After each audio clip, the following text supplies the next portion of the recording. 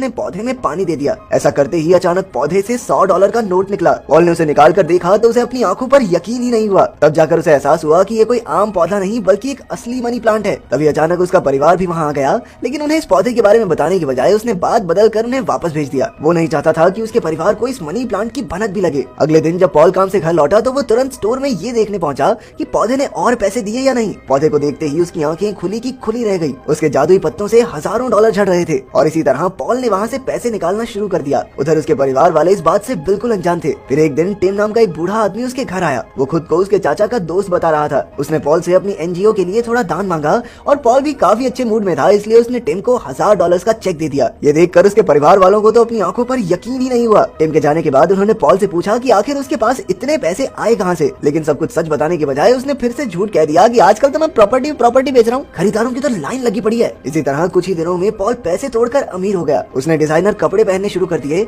और आखिरकार गीता और बिरजू को भी उनकी पॉकेट मनी मिल ही गई। इससे पूरे घर का माहौल भी धीरे धीरे बेहतर हो रहा था। इसके बाद हमने देखा कि पॉल अब बिल्कुल बदल चुका है। उसे पैसों की कोई परवाह नहीं थी और अब तो वो बस पैसे उड़ाने के बहाने ढूंढता रहता था। एक दिन उसने सबसे महंगी घास काटने की मशीन खरीदी। हालांकि उसके घर में इतना बड़ा बगीचा तो था भी नहीं। फिर एक सुबह उसके साथ काम करने वाले दोस्त जैक ने उसकी पुरानी गाड़ी का मजाक उड़ाया तो पॉल ने गुस्से में आकर तुरंत एक स्पोर्ट्स कार खरीद ली। लेकिन गड़बड़ ये हो गई कि उसने गाड़ी का सारा पैसा कैश दिया, जिसे देखकर कार डीलर को उस पर शक हो गया। उसे लगा कि पॉल जरूर कुछ गैर कानूनी काम करता होगा, इसलिए उसने तुरंत पुलिस को खबर कर दी। जल्द ही डिटेक्टिव मिलर वहां आ पहुंची और कार डीलर से सारी जानकारी लेने के बाद उसने हिसाब लगाया कि पॉल जरूर कुछ गैर कानूनी धंधे से जुड़ा है। अब उसका मकसद बस पॉल को रंगे हाथों पकड़ना था। उधर पॉल ने काम पर जाकर जैक को अपनी नई गाड़ी दिखाते हुए धौंस जमाई तो पॉल ने पूछा कि उसके पास इतने पैसे कहां से आए। पॉल ने जवाब दिया कि उसके चाचा उसके लिए काफी पैसा छोड़कर गए थे। इसके बाद उसने घर जाकर अपने परिवार को वो नई गाड़ी दिखाई। उसके बच्चे तो खुशी के मारे नाचने लगे, लेकिन उसकी पत्नी ग्रेस को उस पर शक होने लगा कि आखिर इसके पास इतने पैसे आ कहां से रहे हैं। उसने फिर से पॉल से पैसों के बारे में पूछा, लेकिन पॉल ने फिर बात टाल दी। अगले कुछ दिनों तक ग्रेस उससे ये सवाल बार बार पूछती रही, लेकिन पॉल हमेशा कोई ना कोई बहाना बना देता। इसी वजह से उन दोनों के बीच थोड़ी अनबन शुरू हो गई। एक दिन टिम एक बार फिर से उससे दान के लिए पैसे मांगने आया, लेकिन पॉल का मूड काफी खराब था, इसलिए उसने गुस्से में टिम को वापस भेज दिया। फिर पॉल के ऑफिस जाने के बाद डिटेक्टिव मिलर उसके घर आई और ग्रेस से पूछताछ करने लगी। उसने ग्रेस से पॉल के काले कारनामों के बारे में पूछा, लेकिन अपने पति से झगड़ा होने के बावजूद भी ग्रेस ने मिलर के सामने पॉल का साथ ही दिया। उसने कहा कि पॉल एक ईमानदार और मेहनती आदमी है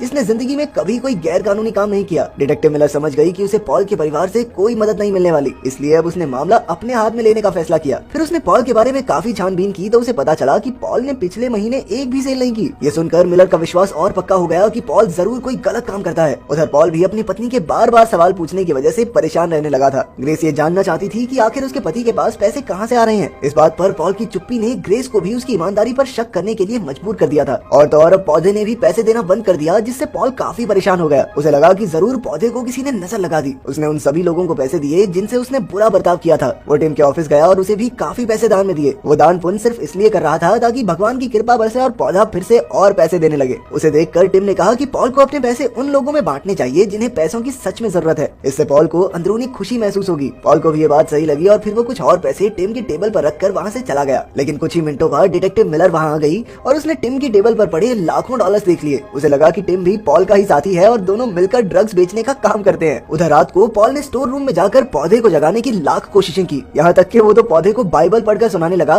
ताकि भगवान उसकी मदद करे, लेकिन ऐसा कुछ नहीं हुआ। फिर अगली सुबह जब पॉल ने कॉफी खरीदी तो उसे गरीब आदमी दिखाई दिया और क्योंकि पॉल अपने पौधे को जगाने के लिए दान पुण्य कर रहा था तो उसने उस गरीब आदमी को $100 दे दिए। लेकिन उसके जाने के बाद डिटेक्टिव मिलर वहाँ आ गई और गरीब आदमी के हाथ में पैसे देखकर उसे लगा कि ये भी जरूर पॉल के साथ मिला होगा। उसने तुरंत उस बेचारे गरीब आदमी को गिरफ्तार कर लिया। उधर पॉल ने आज अपने बेटे से वादा किया था कि वो साथ मिलकर फुटबॉल मैच देखेंगे, लेकिन वो अब तक घर लौटा ही नहीं। ग्रेस ने उसे काफी बार फोन किया, लेकिन पॉल ने फोन उठाया ही नहीं। आखिरकार ग्रेस अपनी बेटी कैरी के साथ पॉल की फैक्ट्री में उसे ढूंढने गई, लेकिन वो जगह तो एकदम खाली थी। जैसे ही कैरी एक अंधेरे कमरे में घुसी तो अचानक वो एक गड्ढे में गिर गई जो कपड़े से ढका हुआ था। असल में पॉल ने ही इस गड्ढे को ठीक कराने के बजाय उसे कपड़े से ढक दिया था और आज उसकी बेटी को ही इस चालाकी का खामियाजा भुगतना पड़ा। फिर उसे हॉस्पिटल ले जाया गया क्योंकि उसके हाथ की हड्डी टूट गई थी। जैक को पॉल की इस लापरवाही पर बहुत गुस्सा आया क्योंकि उसने कई बार पॉल से उसे ठीक करवाने को कहा था। बाद में पॉल को भी अपनी गलती का एहसास हुआ और वो ग्रेस के सामने रोने लगा। उसने पूरी जिंदगी ऐसे ही चालाकी करके काम चोरी की थी और शायद इसी वजह से उसके परिवार को तंगी में जीना पड़ा। आखिरकार ग्रेस ने उसे माफ कर दिया और एक नई शुरुआत करने को कहा। फिर वो लोग कैरी को घर ले आए और सबने सुख की सांस ली। अब पॉल को एहसास हो चुका था कि अपने परिवार से बढ़कर उसके लिए कुछ भी नहीं है। उसने अपने पत्नी और बच्चों से वादा किया कि अब वो दिल लगाकर काम करेगा और वो कभी तंगी में नहीं जिएंगे। लेकिन अगले ही दिन डिटेक्टिव मिलर ने आकर उसे गिरफ्तार कर लिया। जब वो जेल में गया तो वहाँ उस गरीब आदमी को देखकर वो हैरान रह गया और तो और टिम भी वहीं वहीं मौजूद था। आखिरकार उसने सच्चाई का खुलासा किया। वो पहले से ही मनी प्लांट के बारे में सब कुछ जानता था। असल में उसे ही ये पौधा सबसे पहले मिला था,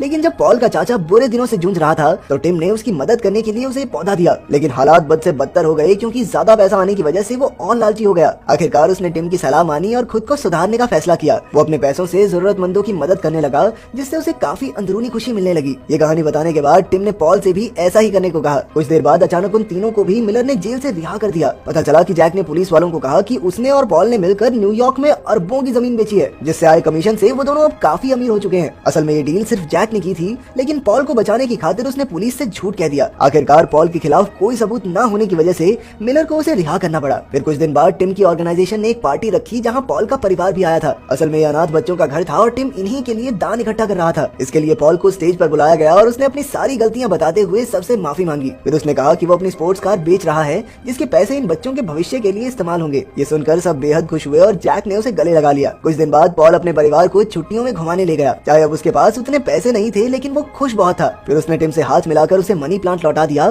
क्योंकि अब उसे जिंदगी की असल कीमत समझ में